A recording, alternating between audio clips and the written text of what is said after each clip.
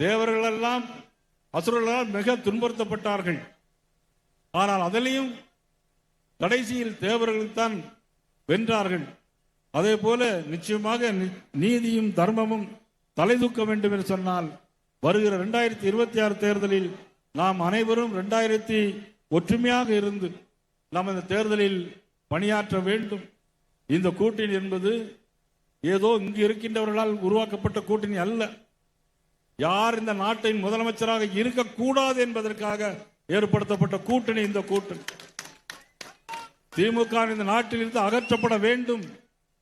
திராவிட முன்னேற்ற கழகம் என்ற ஒரு கட்சி இனி இருக்கக்கூடாது என்பதற்காக உருவாக்கப்பட்ட கட்சி. அதனால் இன்னைக்கு பாரதிய ஜனதா கட்சி இன்றைக்கு அண்ணன் எடப்பாடி அவர்களை தலைமையாக கொண்டிருக்க வேண்டும். நிறைய பேர் நினைக்கலாம் பாரதிய ஜனதா கட்சி நீங்கள் பெரிய கட்சி தானே அப்படி நினைக்கலாம், உண்மைதான்.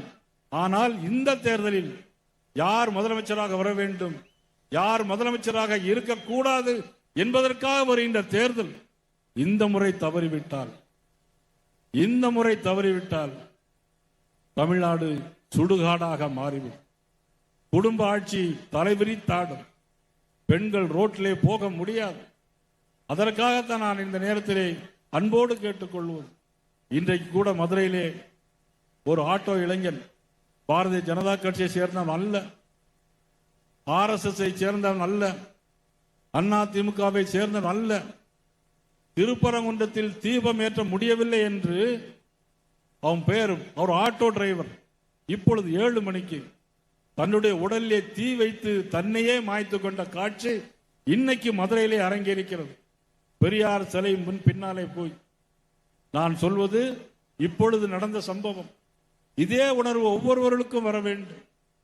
நாம் இனிமேல் இந்த திருநாட்டில் நம்ம இருக்கிறோம் என்று சொன்னால் நமக்கு உரிய பாதுகாப்பு வேண்டும், நம்முடைய சமுதாயத்துக்கு பாதுகாப்பு வேண்டும், தமிழ் சமுதாயத்துக்கு பாதுகாப்பு வேண்டும் என்பதற்காக நாம் அனைவரும் பாடுபட வேண்டும் என்று இந்த நேரத்திலே கேட்டுக்கொண்டுகிறேன்.